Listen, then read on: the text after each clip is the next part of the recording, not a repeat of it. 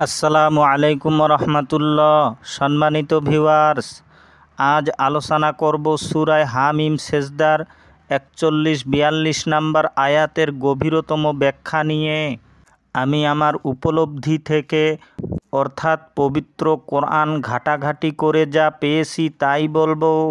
প্রথমে আমি এর বাংলা অর্থ বলছি।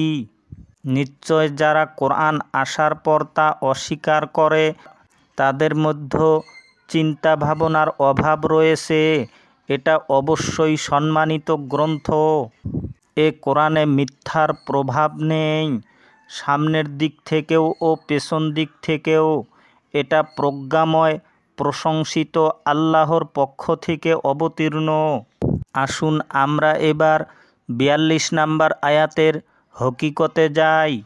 হে দরদি, আমরা ছোটবেলা থেকে শুনে এসেছি যে যাদের কর্ম ভালো হবে না তাদের মৃত্যুর পর যখন লাশকে কবরে রাখা হবে তখন আযাব আসবে সামনের দিক থেকেও ও পেছন দিক থেকেও। সত্যিকারে কি মেজাজি কবরের ভেতর লাশের আযাব হবে? কখনো না। আযাব হয় প্রাণের, লাশের নয়। কারণ লাশ তৌহিদে বাস করে, কিন্তু প্রাণ নয়। প্রাণ থাকে জীবন্ত দেহের ভেতরে। কেননা প্রাণ থাকার স্থান হচ্ছে একমাত্র দেহ। দেহ ছাড়া প্রাণ থাকার আর কোনো স্থান নেই। আপনার মৃত্যুর পর আপনি আবারও কোনো না কোনো এক দেহে স্থানান্তর হয়ে অবশ্যই কঠিন শাস্তির মুখোমুখি হতে হবে। যদি আপনি কোরআনকে বাদ দিয়ে অন্য কিছু গ্রহণ করেন, অর্থাৎ মিথ্যার অনুসরণ করেন, তবে মিথ্যার প্রভাব আপনার চতুর্দিক থেকেই আসবে। আপনি মিথ্যা নামের কঠিন শাস্তি থেকে বাঁচতে পারবেন না। আর যদি আপনি কোরআনকে শুধু মানেন, তবে আপনি মিথ্যা নামক জাহান্নাম থেকে বেঁচে গেলেন। তাই আপনাকে জাহান্নামে যেতে হবে না, আপনাকে জাহান্নাম ঘিরে রেখেছে। অর্থাৎ আপনি বর্তমানেই জাহান্নামে আছেন। সূরা আনকাবুত আয়াত নম্বর 54।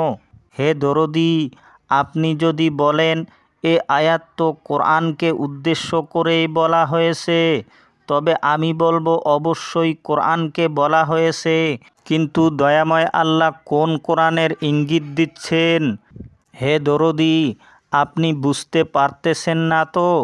এ কোরআনই হচ্ছে জীবন্ত কোরআন, অর্থাৎ যিনি নিজের জীবদ্দশায় পূর্ণাঙ্গভাবে কোরআন অনুযায়ী জীবনযাপন করেন, কোরআনের বাহিরে অন্য কিছুর অনুসরণ করে না, তাহাকেই বুঝানো হয়েছে। সেই জীবন্ত কোরআনের সামনে ও পেছন দিক থেকে মিথ্যার প্রভাব আসতে পারে না। তাই হে দরদি, যদি আল্লাহর শাস্তিকে ভয় করেন তবে প্রজ্ঞাময় বাণীর অনুসরণ করুন। কোরআন বলছে মানুষকে শুধু কোরআন দিয়ে উপদেশ দিতে হবে যেন তারা ধ্বংসের মুখোমুখি না হয়। সূরা আনআম 70 ও সূরা কফ 45 নম্বর আয়াত। হে দরদি, ভিডিওটি যদি ভালো লাগে অন্যকে দেখার সুযোগ করে দিবেন। সবাই ভালো থাকুন, সুস্থ থাকুন। খোদা হাফিজ।